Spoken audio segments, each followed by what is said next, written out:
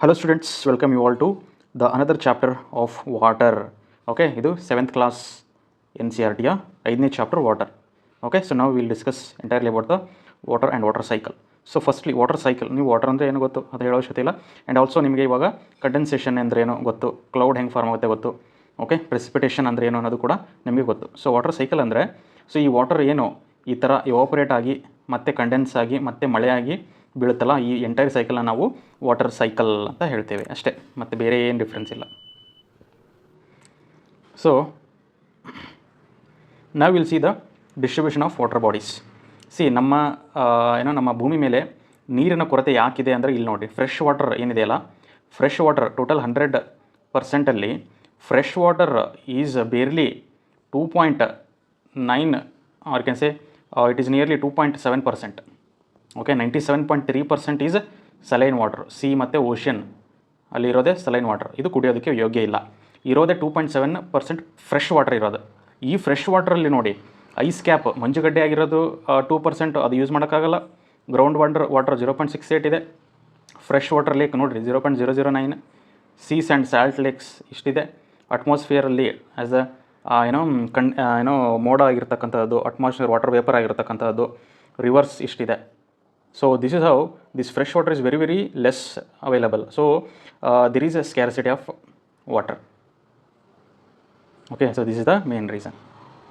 And ಇಲ್ಲಿ ನೋಡಿ salinity of water ಯಾವಾಗ ಆಗುತ್ತೆ ಅಂತ ಹೇಳಿದ್ರೆ, salinity is nothing but it is the amount of salt in 100 grams of water ಅಂತ ಹೇಳ್ತೀವಿ.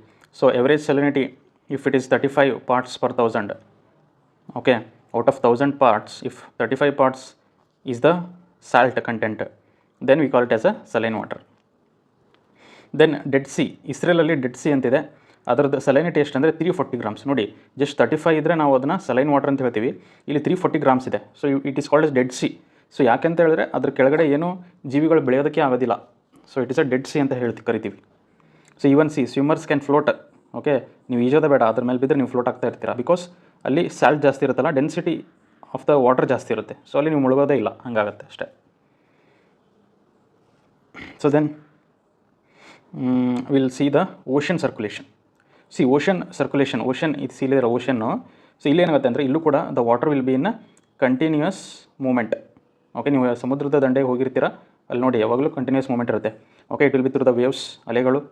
ಓಕೆ, ಅದಾದಮೇಲೆ tides and then ocean currents. Okay, ನಾನು ಹೇಳ್ತೀನಿ ಏನು ಟೈಡ್ಸ್ ಅಂದರೆ ಏನು, ಕರೆಂಟ್ಸ್ ಅಂದರೆ ಏನು, ಇದನ್ನೆಲ್ಲ ಹೇಳ್ತೀನಿ ನಾನು. ಓಕೆ, ಏನಂತೇಳಿ ಇಲ್ಲಿ ನೋಡಿ ವೇವ್ಸ್. ಸೊ ವೇವ್ಸ್ ಅಂದರೆ ಏನಾಗಿದ್ದರೆ, ಸೊ ವೇವ್ಸ್ ಅಂದರೆ water on the surface of the ocean will rise and fall alternatively. ಇಲ್ಲಿ ನೋಡಿ ಅಲೆಗಳು, ಸಮುದ್ರ ದಂಡೆಯನ್ನು ಹೋಗಿ ನಿಂತ್ಕೊಂಡ್ರೆ ಅಲೆಗಳು ಬರ್ತಾ ಇರುತ್ತಲ್ಲ ಕಂಟಿನ್ಯೂಸ್ ಆಗಿ.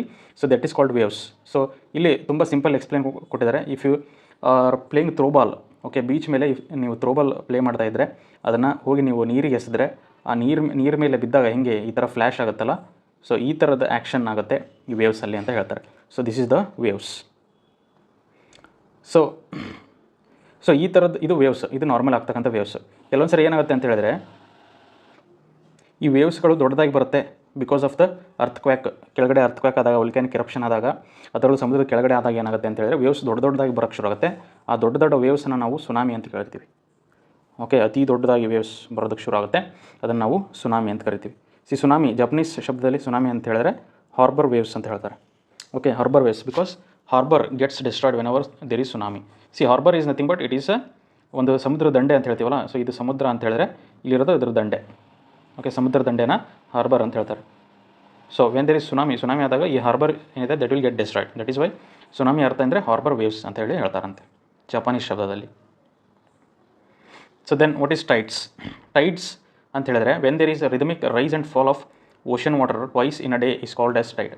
ಇಲ್ಲಿ ನೋಡಿ, ಇದು ಎಂಟೈರ್ಲಿ ಒಂದು ಸಮುದ್ರ ಅಂದ್ಕೊಳ್ಳಿ. ಓಕೆ, ಸಮುದ್ರ ತುಂಬ ದೊಡ್ಡದಿರುತ್ತೆ. ಸೊ ಒಂದು ದಿನದಲ್ಲಿ ಈ ಎಂಟೈರ್ ಓಷನ್ ವಾಟರ್ ಏನಿದೆಯಲ್ಲ, ಸೊ ಇದು ಒಂದು ಕಡೆ ಏನಾಗುತ್ತೆ ಈ ಥರ ರೈಸ್ ಆಗುತ್ತೆ, ಇನ್ನು ಅದಾದಮೇಲೆ ಸ್ವಲ್ಪ ಹೊತ್ತಿಗೆ ಈ ಥರ ಫಾಲ್ ಆಗುತ್ತೆ. ಸೊ ಈ ಥರ ರೈಸ್ ಆ್ಯಂಡ್ ಫಾಲ್ ಆದಾಗ ಅದನ್ನು ನಾವು ಒಂದು ಟೈಡ್ ಅಂತ ಕರಿತೇವೆ. ಓಕೆ, ಸೊ ನೀವು ಟೈಡಲ್ ಪವರ್ ಬಗ್ಗೆ ಕೇಳ್ತೀರಾ. ಸೊ ಈ ಟೈಡ್ ಏನಿದೆಯಲ್ಲ ಇದನ್ನು ಯೂಸ್ ಮಾಡಿ ಪವರ್ ಜನ್ರೇಟ್ ಮಾಡೋದೇ tidal power. So the low tide is when the water fall to the lowest level. Water when it falls to the lowest level low tide ಅಂತೀವಿ. When it is to the highest level it is called as the high tide ಅಂತ ಹೇಳಿ ಕರಿತೇವೆ. So ಇಲ್ಲಿ ನೋಡಿ, so tide so ಈ tides ಏನಿದೆಯಲ್ಲ these are mainly the actions of moon ಮತ್ತು sun. Moon is having the gravitational force, ಅದೇ ಥರ sun will also have the gravitational force. So ಯಾವಾಗ ಈ ಅರ್ತ್, ಭೂಮಿ ಮತ್ತು ಚಂದ್ರ ಮತ್ತು ಸೂರ್ಯ ಈ ಮೂರು ಒಂದೇ ದಿಕ್ಕಲ್ಲಿದ್ದಾಗ there will be strong force, strong gravitational pull on the earth. So ಆ ಟೈಮಲ್ಲಿ ಈ ಸಮುದ್ರದ ನೀರೇನಿದೆಯಲ್ಲ ಇದು ಭಾಳ ಏನಾಗುತ್ತೆ ಹೈಟಾಗಿ ಈ ಥರ ಮೇಲೆ ಬರುತ್ತೆ. ಸೊ ಇಲ್ಲಿದೆ ನೋಡಿ, ಓಕೆ, ತುಂಬ ಹೈಟ್ ಇರುತ್ತೆ. ಸೊ ಇಂಥ ಟೈಡ್ಗಳನ್ನು ಏನಂತಾರೆ ಅಂತ ಹೇಳಿದ್ರೆ ಸ್ಪ್ರಿಂಗ್ ಟೈಡ್ಸ್ ಅಂತ ಹೇಳ್ತಾರೆ. Okay, these are the spring tides. ಇಲ್ಲಿ ನೋಡಿ, sun, moon, earth, they are in one direction. ಇಲ್ಲೂ ನೋಡಿ, sun, earth, moon, they are in one direction. ಅದೇ ಇಲ್ಲಿ ನೋಡಿ, ಸೊ ನೀಪ್ ಟೈಡ್ ಇಲ್ಲಿ ಸನ್ನು ಇದೆ, ಅರ್ತ್ ಇದೆ, ಇಲ್ಲಿ ಮೂನ್ ಇದೆ. ಸೊ ಇಲ್ಲಿ ಒಂದೇ ದಿಕ್ಕಲ್ಲಿಲ್ಲ ಅರ್ತ್, ಸನ್ನು, ಮೂನು. ಸೊ ಇಲ್ಲಿ ಗ್ರಾವಿಟೇಷನಲ್ ಪುಲ್ ಏನಿದೆ ಅದು ಕಡಿಮೆ ಆಗುತ್ತೆ. ಓಕೆ, ಸೊ ಅವಾಗ ಇಲ್ಲಿ ಒಂಚೂರು moon, because moon is very near to the earth, ಇದ್ರದ್ದು ಎಫೆಕ್ಟ್ ಜಾಸ್ತಿ ಇರುತ್ತೆ. ಸೊ ಅದಕ್ಕೆ ಇಲ್ಲೊಂದು ಸ್ವಲ್ಪ ರೈಸ್ ಆಗುತ್ತೆ. So such weak tides are called as the neap tide ಅಂತ ಹೇಳ್ತಾರೆ. ಸೊ ಅದನ್ನೇ ಇಲ್ಲಿ ಕಂಪ್ಲೀಟ್ಲಿ ನಿಮಗೆ ಎಕ್ಸ್ಪ್ಲೇನ್ ಮಾಡಿರೋದು ಇಲ್ಲಿ. ಸೊ ದೆನ್ ಓಷನ್ ಕರೆಂಟ್ಸ್ ಅಂತ ಹೇಳಿದ್ರೇನು? ಓಷನ್ ಕರೆಂಟ್ಸ್ ಅಂದರೆ the streams of water flowing constantly on the ocean surface in definite directions. See, apart from waves ಮತ್ತು tides, so these ocean currents ಅಂದರೆ ದ ಓಷನ್ ವಾಟರ್ ಏನಿದೆಯಲ್ಲ it will keep flowing from one area to another area. Okay, that is based on the temperature, density, ಇದೆಲ್ಲದರ ಮೇಲೆ ಈ same ಹೆಂಗೆ air ಹೆಂಗೆ moment ಆಗ್ತಾ ಇರುತ್ತಲ್ಲ ಅದೇ ಥರ ಇಲ್ಲಿ ವಾಟರ್ ಕೂಡ ಮೂಮೆಂಟ್ ಆಗ್ತಾನೆ ಇರುತ್ತೆ. ಅದನ್ನು ನಾವು ಓಷನ್ ಕರೆಂಟ್ಸ್ ಅಂತ ಹೇಳ್ತೀವಿ. ಸೊ ನಾರ್ಮಲಿ ಈಕ್ವೇಟರಲ್ ಅಲ್ಲಿ ಇರ್ತಕ್ಕಂಥ ಓಷನ್ ಕರೆಂಟ್ಸ್ ಏನಿದೆಯಲ್ಲ they will be warm, because ಅಲ್ಲಿ ಟೆಂಪರೇಚರ್ ಜಾಸ್ತಿ ಬೀಳುತ್ತೆ ಅನ್ನೋದು ಗೊತ್ತು. ಸೊ ಅಲ್ಲಿ they will be warm currents.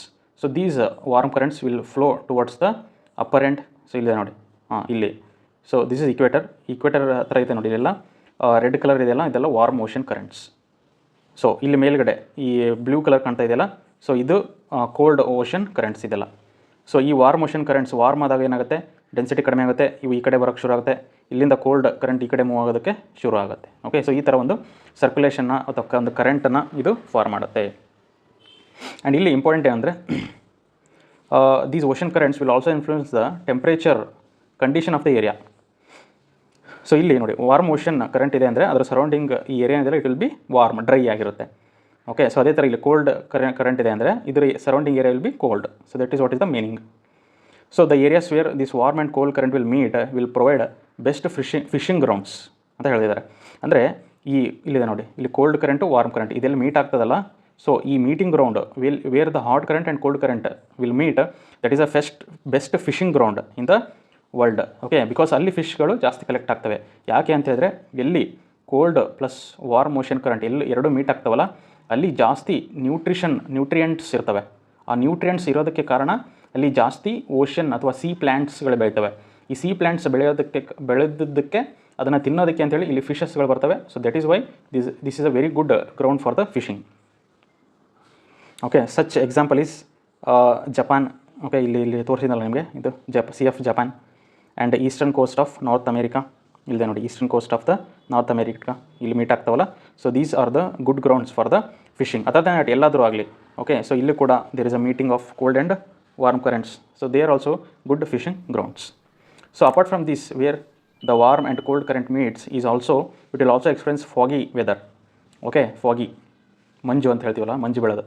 So ಆ ಥರದ್ದು ಕೂಡ ಈ ಒಂದಿಷ್ಟು ಏರಿಯಾಸಲ್ಲಿ ಆಗುತ್ತೆ. Okay, so this is the complete chapter of water. Thank you.